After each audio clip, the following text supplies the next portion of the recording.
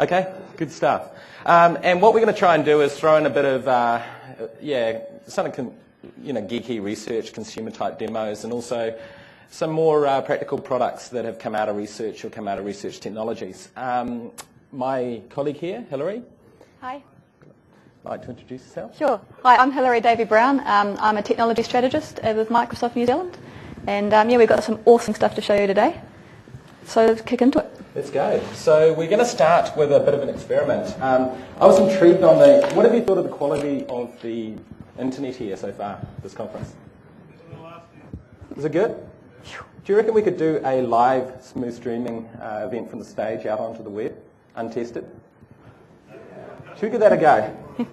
So if you're in the keynote, we did do a live smooth streaming event down in the keynote, and the smooth streaming technology itself is really interesting.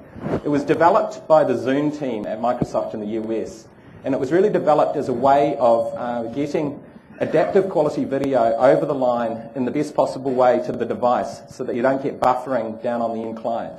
So the end client really will get an HD video if they're capable, or right down to a lower quality video if they're not.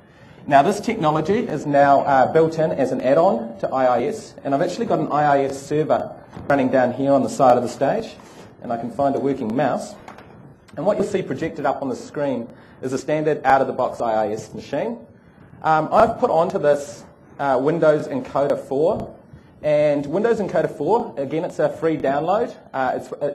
If you want to do the live smooth streaming stuff that I'm showing here, you do need the paid version, but you can do on-demand smooth streaming through the free version. If I select a live broadcasting project, what this is actually going to do is give me into a window where I can get a live source. So down here, I've got a little camera on the edge of the stage. It's one of these HD live cam cameras. Make sure that's working right. Good call, good point. Don't watch me for a second, just close your eyes, please. Just close your eyes.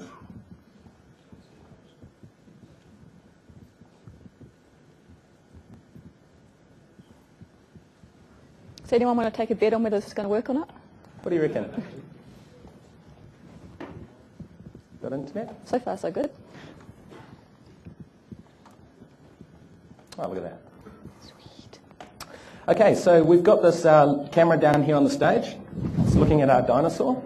We want to turn on our dinosaur in the bottom of the stage here. Move that away so it's not shining straight at that light. Wake him up. It's a bit close to the camera, but you get the idea. Give ourselves a desktop microphone on that as well. Drop them into stretch. Now, what we have on the right-hand side is our options for smooth streaming. So over here, I'm going to choose to do a VCA, or I could do an H.264. I'm going to choose to do, what do you reckon? Should we try 480p? Do you think we can cut that out here? One way to find out. Maybe low bandwidth to begin with. Give that a go. And then over here, what we actually see is we've got a bunch of 1.1 megabit stream, 600k stream, 400k stream. And we can adjust those streams, increase those bandwidths, and tweak with those based on the network capabilities that we've got. So now if I queue this one up over here, I need to have an output point where I'm going to stream this to. Am I going to broadcast it to a streaming server, or choose a publishing point, which is out on the internet? So over here, I've actually got a remote server in a data center set up ready to receive that. And this is using IIS smooth streaming. So I will grab that endpoint and plug that in over here and connect to that endpoint. So that's now connected. I can file archive this as well, so that means we can go back and get a copy later. And if I just press start there, what I'm now doing is live streaming this content out to that remote server. And let's see if it works. I've got an internet connection there. So now, if I just bring up a Silverlight player, the moment of truth. There we are.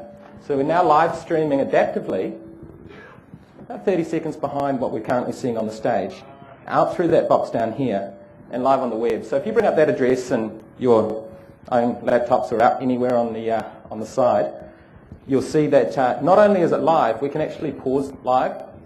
We can also rewind, go back to 30 seconds before. Click that go live button, that pops us right up to right now. Or Awesome. share that around. And over here, this is actually what bandwidth we're getting. So we're actually getting a full 1.2 megabit at the moment coming through that stream. I've got one on a laptop down there.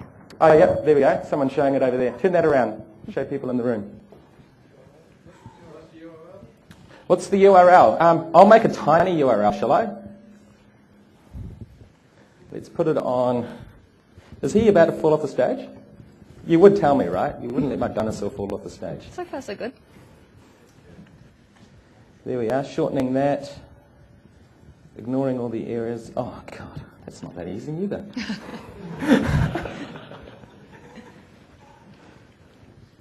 He's very excited to be here.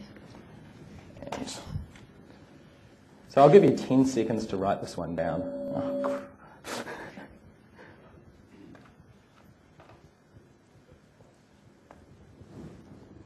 so that's where we're broadcasting to right now. And the beauty of this, the more people who pile on and watch this, the better it's going to get. Because if you're a network person in the room, you would have got that, right?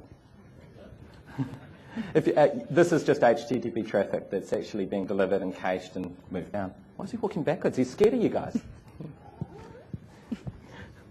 Cool. Okay, so what I want to do now is hand over to Hillary, who's going to talk about some other technologies. Great. So we'll switch to you there, Hillary.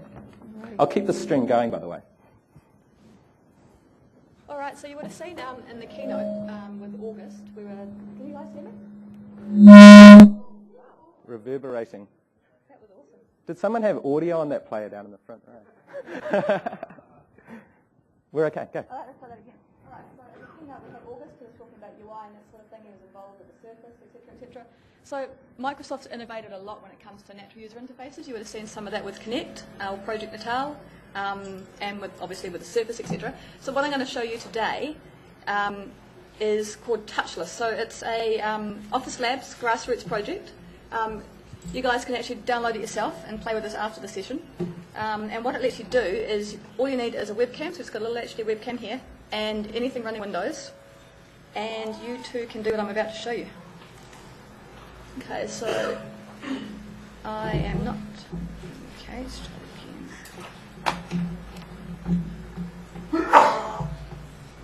There we go.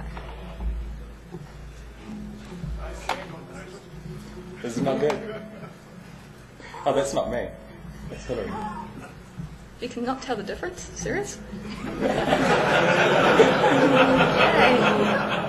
That's just awesome. Thanks for that. All right.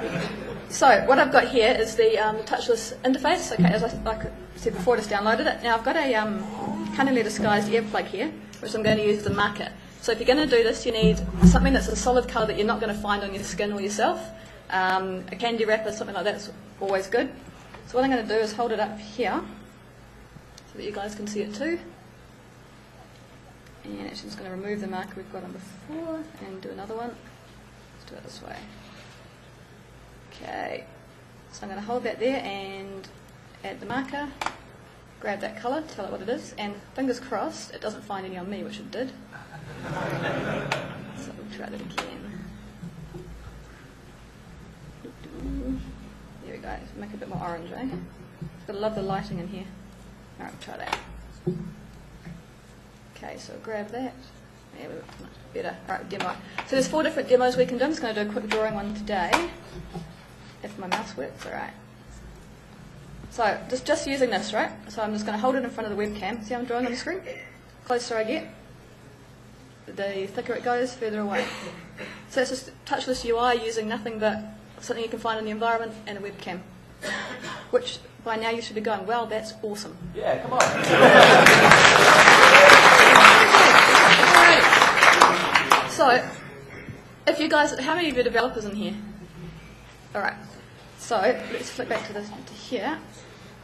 There is also an SDK that you can download if you download. Hello. Here we go. So if you go to Codeplex, touchless.codeplex.com, you can download the demo we just showed with 4 other different demos, plus you can also download the SDK, so you can actually start adding to some of those demos, making them better, making them cooler. There's gains, and you can also start thinking about some of the other stuff that you can use some of your applications that you guys develop and how you could do that. As I say, it's futuristic, but it's got some definite potential. All right, I'm going to scoot through to something else that's awesome. This is called Skinput.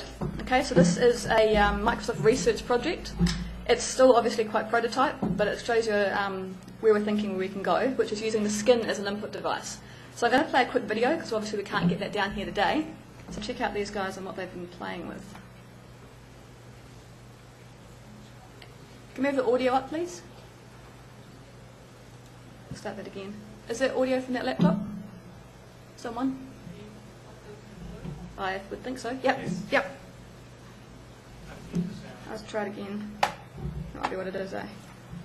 That would be me. Hey, there we go. Let's try that again. Input surface. Let's take that back. Whoop. All right. We present Skinput, a bioacoustic sensing technique that allows the body to be appropriated as an input surface. When a finger taps the skin, the impact creates an ensemble of useful acoustic signals. When slowed down 14 times, we can see transverse waves on the skin's surface. However, complex longitudinal waveforms also propagate through the body. To capture these signals, we developed a special-purpose bioacoustic sensing array. Varying times of mass, as well as filtering effects from soft tissues and joints, mean different locations are acoustically distinct. Software we developed listens for impacts and classifies them. Different interactive capabilities can be bound to different locations. Here we see a user playing a game of Tetris using their fingers as a control pad. In our prototype system, we chose to focus on input for the arms and hands, and developed an armband for sensing. In our user study, we evaluated several input location sets, which demonstrated our approach could achieve accuracies as high as 95.5% for 5 locations, a sufficient number of buttons for many mobile interactions. Segmenting purposeful input from false positives is robust and remains functional while walking and jogging. Many uses are possible. Consider, for example, an audio player strapped to the arm, which could be controlled by taps to one's fingers. It is also possible to incorporate a pico projector into the armband already situated on the upper arm. This allows for not only sensing, but also projection of a dynamic graphical interface.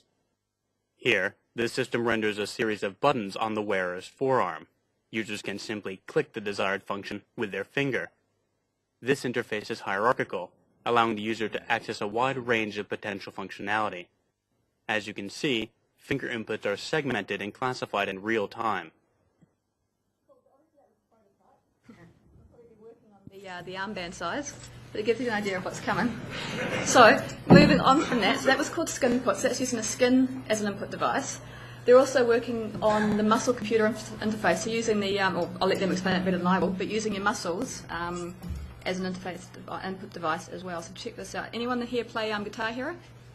Sweet. There must be more than 2, 3, 4. Well, here's a new way you might be doing it in a few years. Traditional computer interfaces employ physical transducers, such as keyboards and mice, for input. These physical controllers allow people to use the dexterity of our fingers and hands to control a variety of applications from word processors to airplanes. However, as computing continues to expand off the desktop, we face many situations where we need to interact with technology without a physical artifact, because a physical control is not accessible or because our hands are already busy. The muscle-computer interfaces we present here allow a user to interact with the computer using hand and finger-based input without holding physical input devices. We use forearm electromyography, or EMG, to directly decode muscle signals from the surface of the skin.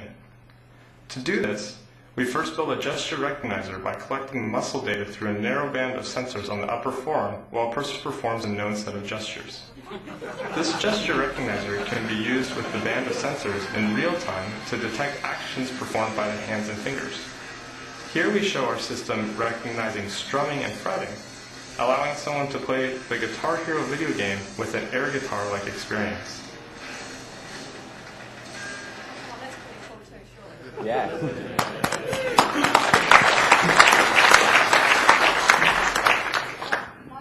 this is the part where we turn into a bit of a game show, and I get my camera out and we take a few photos.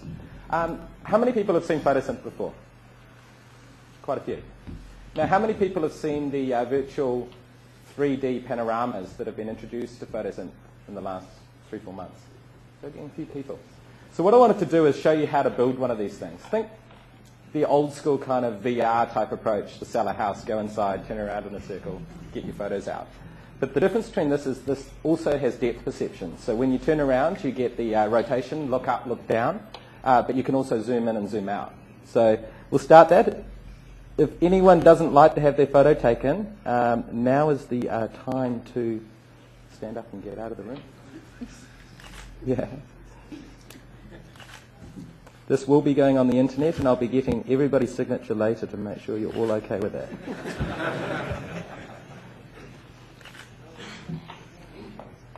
So I'm not going to do a full 360 because that would just take time and you'd see the back of me.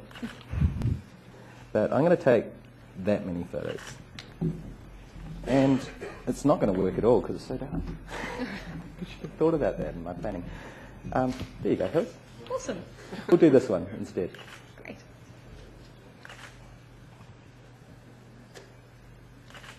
So now I've got a few photos. What I can do is I can actually import these photos into my machine. And we've got a tool called Visual Live Photo Gallery. How many people have actually had a look at Live Photo Gallery from the Live Suite? Not too many. It's a pretty useful application, and it's one that has lent itself from some of our research technologies. Who was in my session with Nathan a couple of years ago when we showed Group Shot? 4 people. So back then, that was actually a research technology. And what's happened is it's now been imported into Windows Live Photo Gallery. So you notice there's a couple of photos here that Hilary and I took just moments ago. So, yeah, I kind of blinked. And over here, Hilary. So we haven't got a perfect photo. So the idea of this is that when you have photos like that you can't really salvage, you select both of them and you go create a photo fuse over here.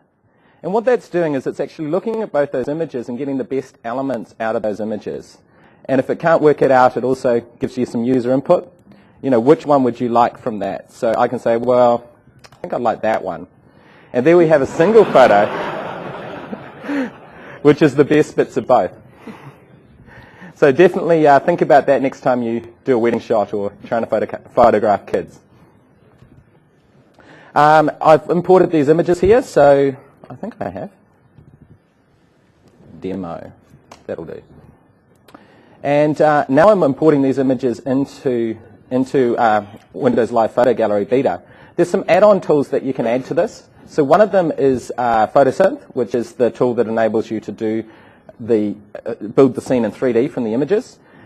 But because we've demoed that a little bit, I'm not going to show you that one today. Over here, if I actually have a look at the images that I've just imported, what I can do is I can select a few of these images, and I can actually say create, and go into more tools. And I've actually installed an application called Microsoft Image Composition Editor, also known as ICE. And if I click that link there, you can download, just do a search for Microsoft ICE, and that will download this application. Again, this is a research application, but it's used for building really large quality panoramic images. So you notice down here, if I move that to 100%, it's just stitched a few of these images together and made one image out of it. Like if I'd done a full 360, it would have just done a full 360 pan around in that rotation. So if I actually publish this up to Photosynth, what this is actually now going to do is create one of those online VR 360 experiences for us that we can embed down into any website. It can be up, down, rotation around in full resolution. So that's only 11 megapixels down here along the bottom, but you could do that, you know, right up to hundreds of megapixels or gigapixels. So if I do a thing here called demo, upload that. That's actually now created that and is uploading that 11 meg panoramic image to the servers over in the US. Now, to give you an idea what this technology can actually produce, I've got an example of the world's largest photo. So I'll just bring up these demo sessions here. How many people have seen the 70 billion pixel image of Budapest? So again, a handful of people. This is actually the largest photo in the world. And this photo has been created, would you believe it, using Microsoft Ice and the same technique that I just showed you moments ago. Now, it did require Sony and some digital SLRs and some robots for autofocusing and rotation and all of these other things. But it is actually physically the largest photo in the world. And what you can do is you can actually go into here and zoom in it and have a look at all this detail within this particular image. Now, if we see that again, if I just click there and zoom out a little bit, you get a feel for the scale of this thing. So we rotate. There's some people down in the park over here. Has anyone been to Budapest? Yeah, a few people. It's one of my favorite cities. Until I went there, I had no idea that one city was called Buda and the other was called Pest, and it's actually just divided by that river you see down the middle. So this is, I think that's Buda side there, on that side of the river. And you can actually navigate and look. And if you notice, it's a bit, what's the word, cloudy. And that's just really because the distance the camera is actually traveling to capture that image. It's just an amazing, amazing piece of technology. And it feels like you shouldn't be able to keep zooming, but you can really just kind of go anywhere in this thing. And I recommend exploring that, yourselves online. So now that's an example of what you can do if you go and spend a bit of time and do a 70 billion pixel version. But we've just done a little version. So let's have a look at what we've just created. And it's the same experience embedded, this time up in Microsoft Photosynth. And if you notice down here, I am loading it. I can now show highlights like we did before. Like if I could say, well... Great. Yeah, there you are. That's awesome. Look at that. That's a great photo. Wicked. Nothing wrong with that, hello? Yeah. And I could say, okay, well, that Xbox controller is a bit of a highlight because we're going to use that a little bit later in the demo. And I can call that one Xbox and so on and so forth. But the point is I can now actually navigate and create experiences where I can link people to parts of that video, and we can do the zooming and scanning and scrolling and aspects like we saw in that Budapest example. It's only a small part of the curve, but you get the idea and you can experience and create these things yourself. The next thing I wanted to talk about or show you was what happens when you have a really high resolution photo. So I can bring my camera back over here. I've already taken the thing out, so I might use one I've prepared earlier. I think I've got a high res. Yeah, there. So this image here, for example, this image is 2.57 megapixels. Modern digital cameras, you can get up to sort of 5, 10 megapixels per photo. And what people quite often do when they have these things is they create and upload them to a service like SkyDrive, Flickr, Facebook, something like that. And when you upload to these services, you often choose to upload them in the original size or to downscale them for the delivery for the web. So in this example, I'm going to upload that as the original size to my account over on Flickr. Just see moments pass and we'll go up. Is that live video still going? Hi everyone on the web. Anyone watching it online? So that's uploaded now. And what we'll now see is here's the video up on Flickr. And if I wanted to just ask me some more guff, but I'm just going to save that. And now what happens is most people will see this using a standard web experience. And if they want to see the high resolution version, they have to drop down this menu and go to right click and go see it in large size. Oh, where's the original? What's going on with that? Oh. I am signed in. It's my account. Come on, give it to me. Do I have to make it Creative Commons to get the original? Yeah, through the web.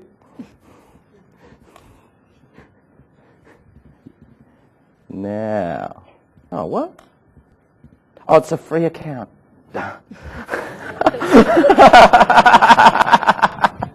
There's always a limitation, isn't there? I do have a paid Flickr account, but it's not this one. So, yeah, okay.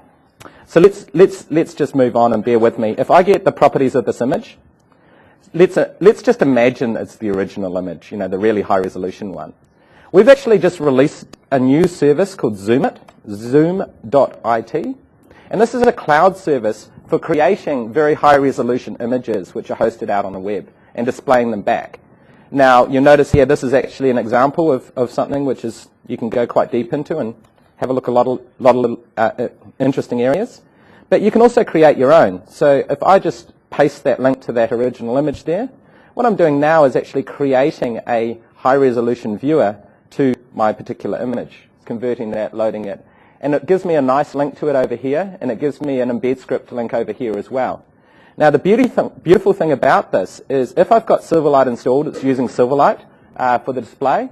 If I haven't got Silverlight installed, it falls back to JavaScript and uses JavaScript to zoom and display. And there's an API for this, so you can do it programmatically or you can do it through your own applications as well. It's a very cool piece of technology that just makes high-resolution photo viewing on the web pretty easy to do and straightforward and readily available. So now we've done all of those pieces, I am going to hand back to Hilary to talk about our next segment. All right. So we're going to keep in keeping with the whole futures thing. So I'm going to show you another bit of futures, not quite here yet, but it's almost, and it's really awesome. So how many of you have used that Google Street View thing? Not many? No. So only one or two. Awesome, yeah. And how many of you have used Bing Maps? All right. Okay, so what we're going to show you now is called Street Slide. So it's kind of an evolution from Street View or Street Side. And in Google and in Bing at the moment, you travel through what we call bubbles. So if you go and visit Paris online or something, and you kind of Paris Hilton? No, she's in jail at the moment, I think. Or if not, she will be soon. You go and visit. Paris, France. And you can scroll down through the Eiffel Tower, and you're kind of moving from bubble to bubble, but you really don't get the perspective necessarily of the whole block that you're in or the wider panorama that you're in. So the guys at Microsoft Research have come up with a way to get around that, so come check this out. High-resolution panoramas, sometimes called bubbles, provide the ability to pan and zoom to inspect a particular location. A single panorama, however, does not allow you to get an overview of a complete street. Zooming in to look further down the street exhibits severe foreshortening and loss of resolution. Jumping from bubble to bubble moves you down the street, but still does not provide context. We present our system, which we dub Street Slide. As the viewer zooms out beyond 90 degrees, the view seamlessly transforms from a bubble to a multi-perspective panorama view of the street. Remember in the keynote, Olga was talking about horizontal interfaces? Enabling efficient browsing of building facades. Zooming back in at any point puts the viewer back into the nearest bubble for further panning and zooming. Zooming back out once again and turning on black edges between strips, we can see the dynamic construction of the multi-perspective panorama. We can see that as the view widens, the aspect ratio of the street side becomes wider, creating unused screen space at the top and bottom. We use this space to add navigational and informational aids. The diamond-shaped turn signs provide affordances for turning to see the other side of the street. We leverage the bubble for this task by zooming into the bubble, panning 180 degrees, and zooming back out. 90-degree turns are performed in the same way at intersections.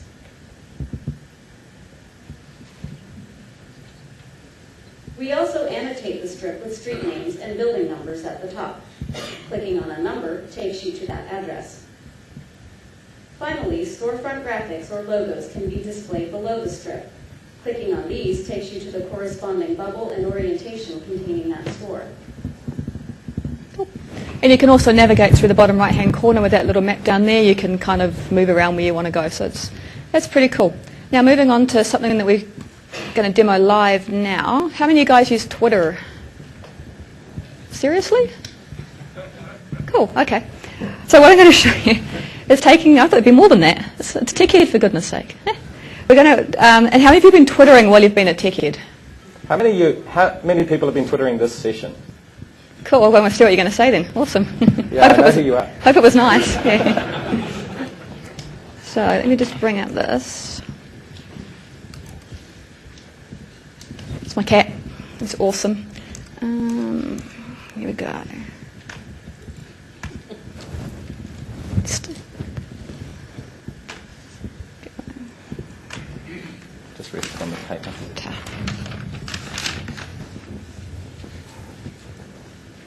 Give me a second to move this over here.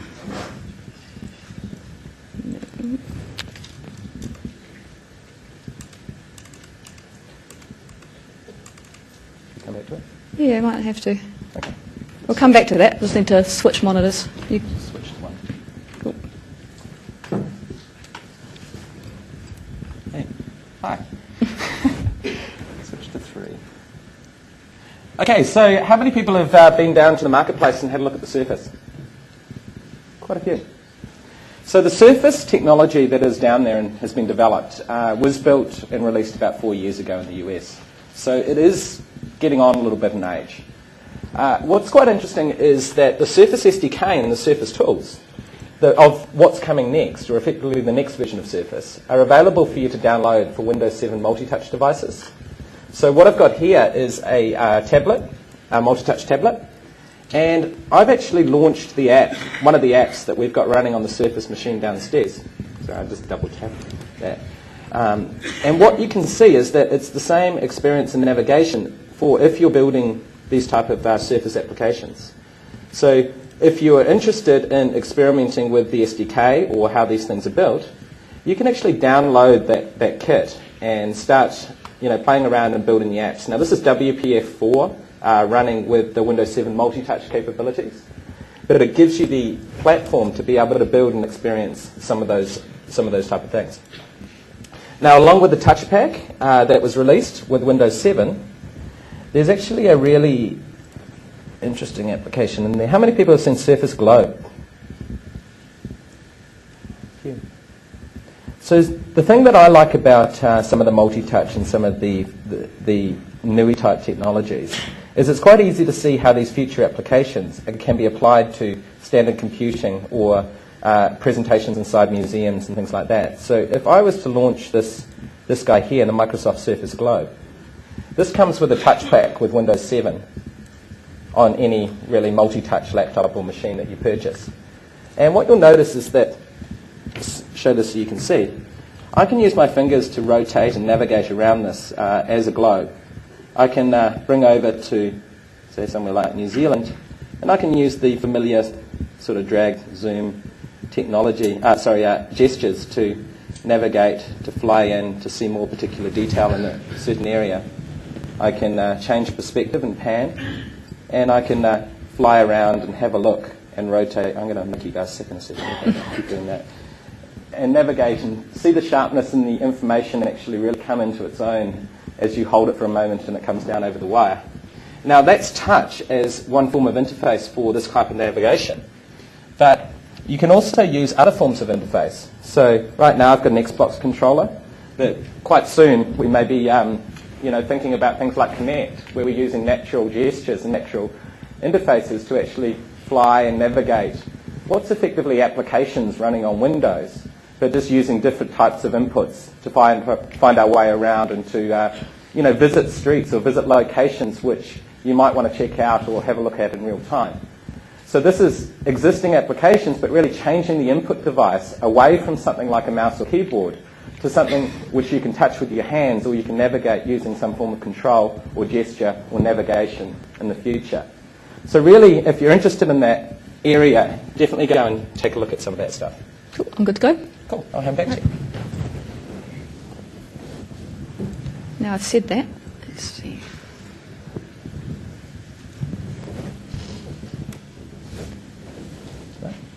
Yep. Cool.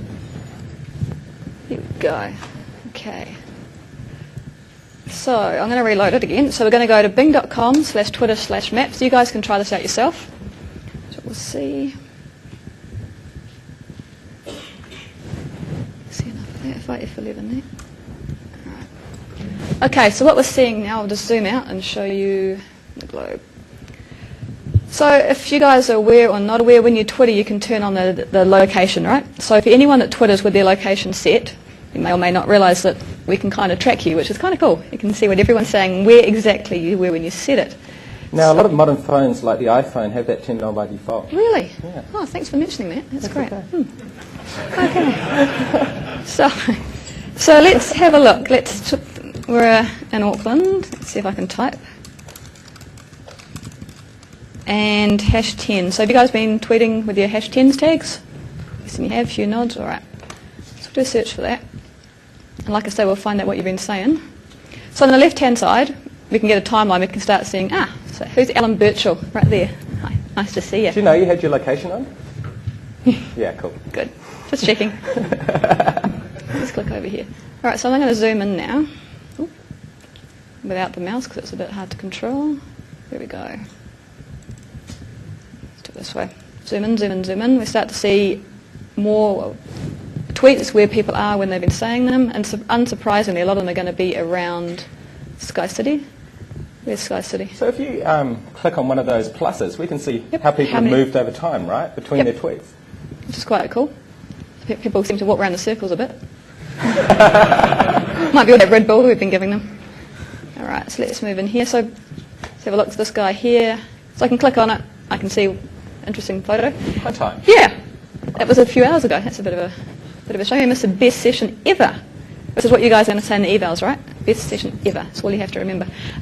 So as I say, zoom in, start to see, get even closer, who you are, where you are, what you're tweeting. Okay, cool. I'm good. You good? Yeah, you're up next. Because we skipped. All right. Got to go with the flow. All right, next up, again, is another futuristic project that we've been doing called Project Gustav. Anyone heard of that before? Anyone heard of Gustav? Anyone artist? Anyone paint? Someone? Any painters in the room? Yeah, there's one over there. We've got one. Also, this is for you. Would you like to come up onto the stage for a second? No, kidding. All right. So Gustav is it's a Microsoft research project. It's a realistic painting system prototype, and we've got a demo here from the Mix keynote a couple of months ago with an artist called Nick Kamuda, who's a genuine bona fide artist, art school, does lots of painting stuff, and so apparently is what the painters do. And he is showing how he can actually. They can explain it better than me. I'll show you. There's a project at Microsoft Research called Project Gustav. And they've been developing a paint program with brushes that just, in my experience, I've never seen anything like it. Nick knocked this particular painting off yesterday. He was working on it, but this is painted completely from scratch. Notice he's got a palette, and while he's painting, he mixes and stirs the paint. What's critical about this thing is that they're using physical modeling to actually model the physics and so on of the materials in the brush, right down to the level of the paper. He'll show you can change the paper to get different textures in the canvas, and it's got depth, and the shadows change depending on where the lighting is, and the paint behaves correctly. Maybe Nick, could you just zoom in for a bit and just show like what happens when you just we're using some hardware that was loaned to us. It's prototype hardware from Wacom, where it's a mashup of some components that they're developing that include a 10-finger multi-touch coupled with a really high-quality stylus. And when you come in, you keep going in, and it's not all of a sudden fat pixels. You're getting like incredible detail. And you'll notice that if he starts to mess with his fingers, he can smear with his fingers and mix the paint, or he can apply with his brush. He can also manipulate the page, and so he can come in for details and so on and so forth. So what we're really seeing here in the last couple of demos we've shown is that the UI is changing. How you interact with your PC is going to change, and there's some awesome stuff coming. Nigel. Awesome, thank you. Back to our dinosaur, didn't they? Yep. That's a song, isn't it? Yeah. So the other thing I showed at the end of the keynote was the Black Caps video vault that was created using the Silverlight pivot control. Now, for those who weren't in the keynote, this was essentially 3,000 videos of all the 4-6s dismissals in the last 5 years for New Zealand cricket. And it's contextually aware, so you could play any particular video, watch it play out. You could do searching over here, so I could say, David Ponting versus Chris Cairns, and have a look at any of the activities that involve those two players. And it is really detailed in how you can actually dive down and get access to information. Now, what I didn't do during the keynote was really refer how you could use that for visualization of other kinds of data types. So if you go to getpivot.com, this is the site where you can learn about creating data sets or visualizing data sets based over information that you may already have or information that you might already exist in your databases. So I just wanted to give you another example of an application that uses Pivot to give a feel for how else you may render it. Now this is actually a cloud app hosted on Windows Azure that's been built by the team at Provoke down in Wellington for the All Blacks.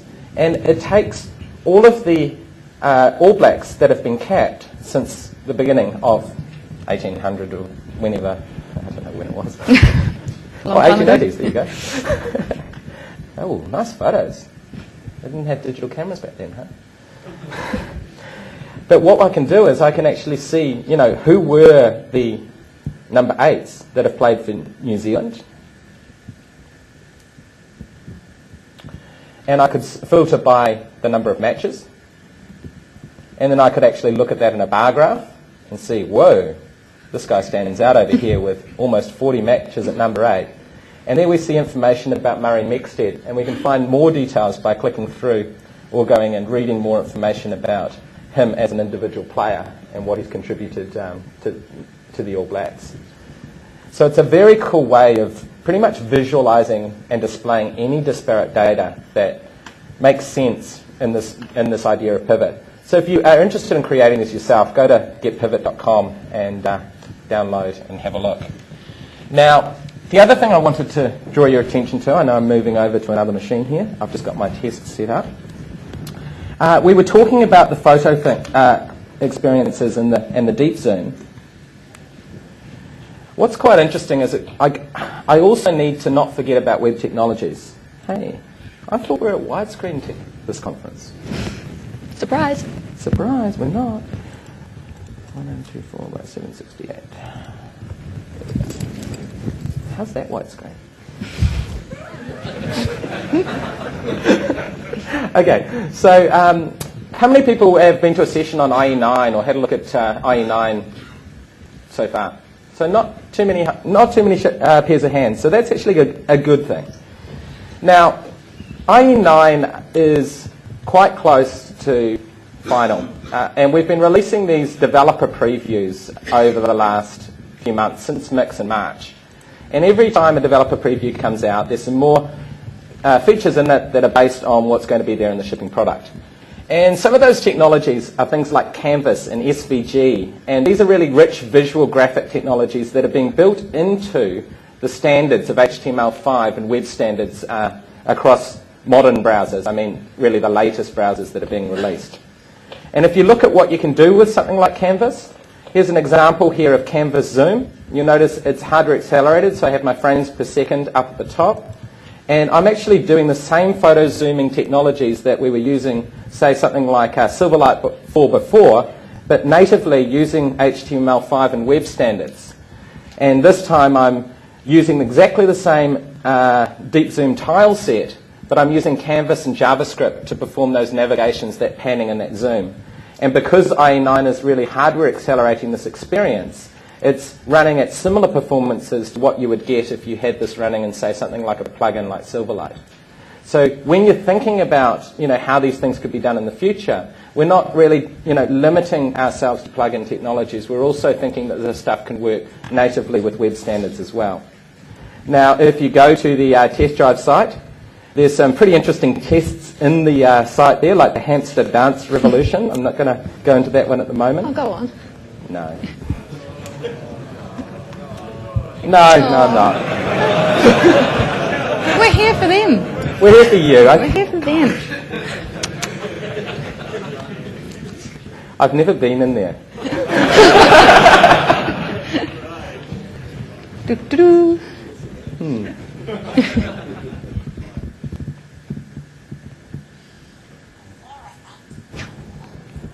What?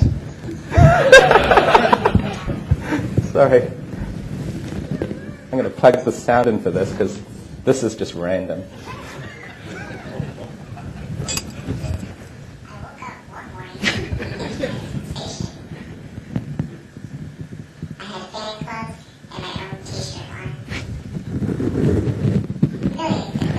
This is your fault.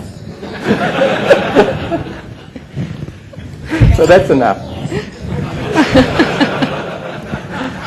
I'm going to show you what I was going to show you. That was awesome.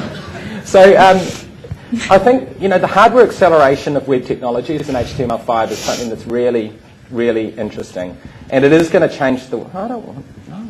No. It will change the way that we can experience some of these richer technologies on the web. Now, this is the shipping version of Chrome.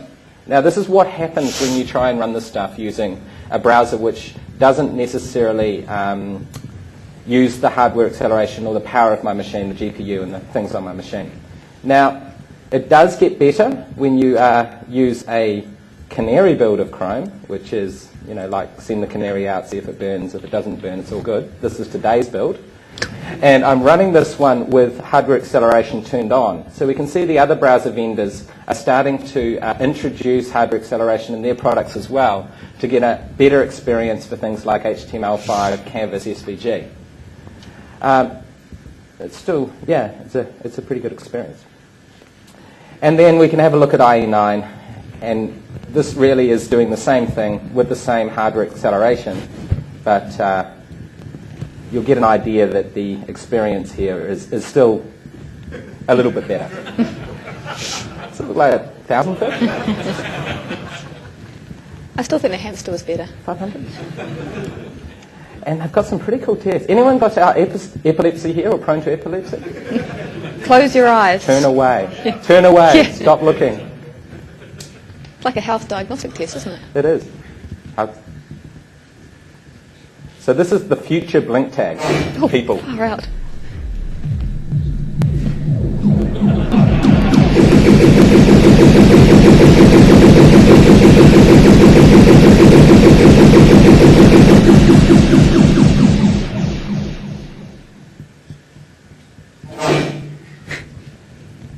You will buy Microsoft technology.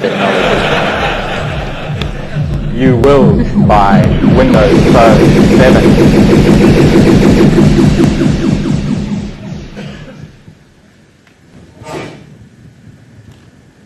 So really, HTML5, hypnotize your customers.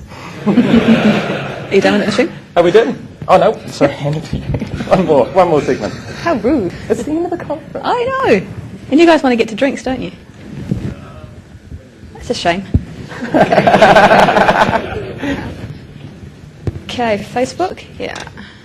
It is actually what I wanted to show you. Just need you to be able to see it properly. Okay, so this is my Facebook feed on a non-widescreen display. Go to my profile. So what I'm going to show you is docs.com. Okay, it's a Microsoft Fuse Labs.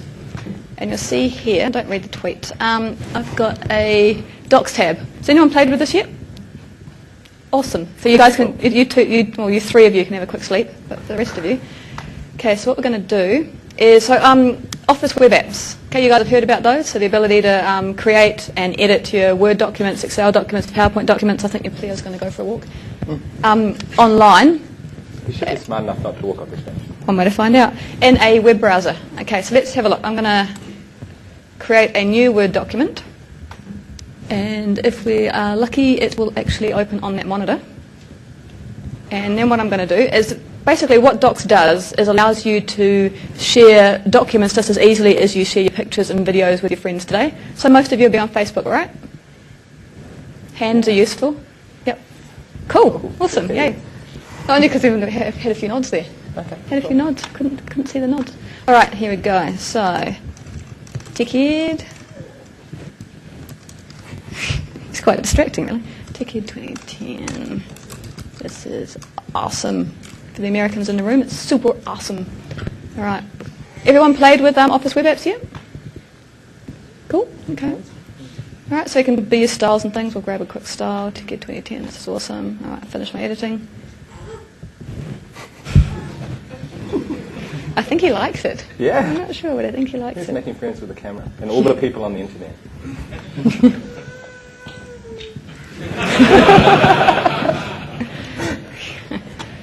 So we're going to shoot back to Facebook. I'm going to like this. Eh? I'm going to like your document. Awesome. I can do that, right? You can if I made it public. Do it. Love it when we go off script. It's awesome. All right. Okay. Here's the script. Yeah. Okay, so I'm going to allow, when it opens, I was just thinking, here we go. All right, so you can, obviously permissions are important, so all of my friends can see it. It's on my Facebook profile. The rest of my friends are going to be looking at that going, what the? But that's great. And I'm the only one that can edit it. So in a minute, Nigel's going to be able to see that. You posted it? I think I clicked OK. No, I didn't. No, I did. Did I? Okay. Can I edit it?